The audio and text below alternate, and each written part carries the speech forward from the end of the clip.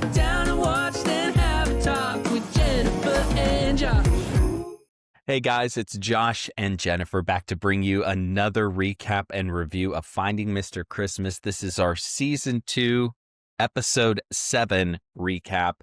And I want to let you know at the onset, we are not going to give you details on who gets eliminated in this one, but we will fully unpack everything we got to see in this episode. And at the end, we'll give you some gold or coal. So we'll tell you who we think knocked it out of the park and who may have struggled just a little bit, Jennifer. So how are you feeling? We are down to 4, Jennifer. That's right. So last week ended with Davy being Mm. eliminated, which was kind of surprising to me because I thought Hallmark really loved him, but Mhm. I'm okay that he left. I think was very handsome, very fit, had some charisma, but I think his acting chops weren't totally there. So I was okay with his elimination. How about you? I agree. Yeah, I think when you look at the totality of the competitors that are left, I think it was right, in terms of him being the next to go. I think that there are others who kind of bring some similar things that may just have a little bit more potential, a little bit more star power. So we are down to 4, and so we can finally play cornhole, and that's how this one starts. The guys are just chucking the bags around, and they're talking about everything that's going on with the competition, how they're feeling about things. And of course, Marcus is still there and he wants to make his mom proud. And I don't know how you feel, but sometimes it just kind of feels like Marcus is still there. still there. I understand that his mom's cancer is certainly weighing heavily, but it just feels like we keep coming back to it as a plot point to almost drive the emotion of it. And it feels like a little, I don't know, what's the word I'm looking for? A little much for me. It's a little exhausting. It's a little emotionally manipulative to the viewer, I think, to Mhm. like, I could go for some more humor and a few less heartfelt chats and talking about brotherhood over cornhole. Like, I'm Yeah. fine that they're not catty with one another. I get it. But, and one of them was sipping, I think it was Rustin, had a mug of hot cocoa in one hand while he's playing cornhole. They're just some Yeah. multitasking guys. So, yeah, we've got Just getting Angel, after it. Rustin, Marcus, and Craig left, which if you'd asked me in the beginning of the season if this would be our final 4, I would have told you no. But Yeah. what do I know? Same here. All right. But what do we know? Yeah. It's time for the festive face-off. And what do we get for this festive face-off, Jennifer? So they have 10 minutes to write a thank you card, Hallmark card, obviously, Mhm. to their biggest fans, their mom. Melissa Peterman is very emotional in this episode. She is Very. emotional talking about her son and her relationship with him. And so the guys write all their little cards. Rustin writes a poem. Craig puts on lipstick to kiss the envelope closed because that's how his mom would sign letters or notes.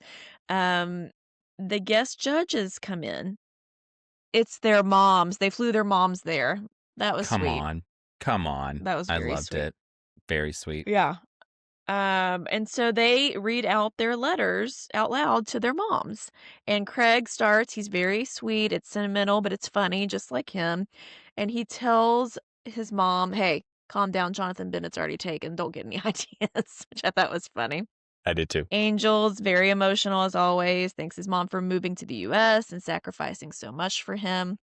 Rustin wraps his card in like battery operated twinkly lights, and he wrote her a poem about shining on because I guess that's kind of how she would inspire him. So it's almost from her perspective, right? Kind of, I think. I think so. Yeah. And then Marcus thanks his mom for always providing for him. He says he's not going to take time with her for granted and to cherish however much time they have left because, in case you forgot, his mom has cancer, which is very sad. Time to announce the winner. Hey, they all win. Of course. That would be What do you terrible know? if they picked one winner. No. I was like, I was "Oh, like, please." where are they How going to would go we with judge this? that? Yeah. Yeah, they all win, Uh, and their advantage is they get to spend more time with their mom running lines for the upcoming Star Quality Challenge. Josh, what was the Star Quality Challenge? Yeah, so this is an acting challenge, and I like that they did this kind of an acting challenge. It was kind of a different thing than we would normally expect because it's always been about stoking romance with a female lead, that kind of thing. But this acting challenge is really all about the true meaning of Christmas with their mom. And in this case, they are going to have to engage. They're going to have to chat with their on stage, on screen, I guess you could say, mom, played by none other than Sharon Lawrence. I was so excited to see Sharon Lawrence on this. Were you surprised to see her? We just saw her in a Grand Ole Opry Christmas. Love her. I know. I just love her voice. Like, I just want her to speak over. She could read me her grocery list, and I'd be like, "You're so wise beyond your Yeah, years." Yeah, she's for such real. the perfect Hallmark mom. Obviously, there's more to her than that, but she's been a great mom. Like in the Christmas House, which we have not covered on this podcast, and I'm declaring Mm-mm. 2026 we got to cover the Christmas House Gotta go movies back. because they're Yeah. so good. Anyways, was very happy to see her. So yeah, they're gonna run lines with mom. And then the whole premise of this scene is they're doing the scene with Sharon Lawrence, and it's like they walk in with this giant Balsam Hill gift, and Of mom is course. there by the Balsam Hill tree, but she's recently lost her husband of 40 years or whatever. And so she didn't think her son would come home for the holidays, but he surprises her. They're supposed to connect with her and the audience, and then at the end of the scene, turns out the son has, after they talk about grief, will unbox a star that they'll put on top of the tree because what dad was always their North Star or something like that, is Exactly. something That's the poignant. premise here. And then they look up at the end and say, "Merry Christmas, Dad, wherever you are." Wherever you are. Wherever you are, like there's a question mark? Come on, guys. Was Dad not right with Jesus? I thought What's that going was on, Dad? one of the guys said it, and I was like, "That was a goof," but then a couple of them said it, so I think it was in That's the the line. script. Mm-hmm. Ugh, I didn't like that. Anyways, Mm-hmm. so Craig's up Yeah. first. What did you think about Craig's performance? Yeah, I thought the pacing for Craig was just a little bit off here, and he did that thing that I think some actors can do when they're trying to be emotional, they get really breathy. And Mm, everything was just very breathy for me. I don't know. He wasn't necessarily my favorite. I didn't think he was the worst, but certainly not my favorite in this scene. yeah. Then we get Angel, and Angel has one way of acting, and it's very emotional. And it's sobbing. But then he's very touchy-feely, so he, like, takes some of Sharon Lawrence's hair and tucks it behind her ear, but I was like, "That feels more romantic than mother-son." Didn't really love that. I think we kinda got a little confused there, but it was very sweet, very emotional, very sad. And then Marcus Hmm. is up next. What did you think about Marcus? I thought Marcus struggled a little bit here. He kind of I think he got lost in his own head trying to create something with Sharon that felt meaningful. And I think his biggest gaffe was the whole point was that he was supposed to leave the box on the table so that they could get the shot overhead of them unveiling the star. And at one point, he picked up the box to present it to his mom, Sharon Lawrence. And that was kind of a mistake that she had to then, in the moment, kind of correct. And I think it was a bit of a fumble for him. Yeah, I think once he realized he'd fumbled, it was really hard to get back on track. He was definitely in his Hmm. head after that point, Yeah. yeah. Yeah.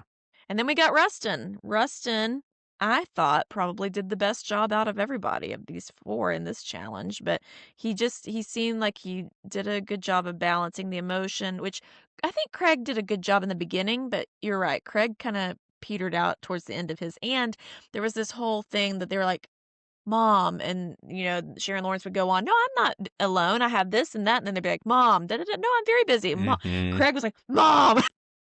I know. Snapchat, like, It's a kinda a little little forceful. aggro, whereas Rustin was a little more toned down in Yeah. that A little more moment. Tony. Yeah.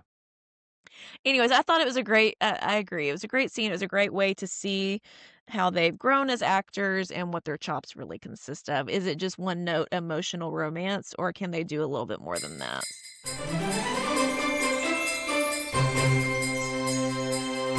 Who gets your gold this week from what we've seen?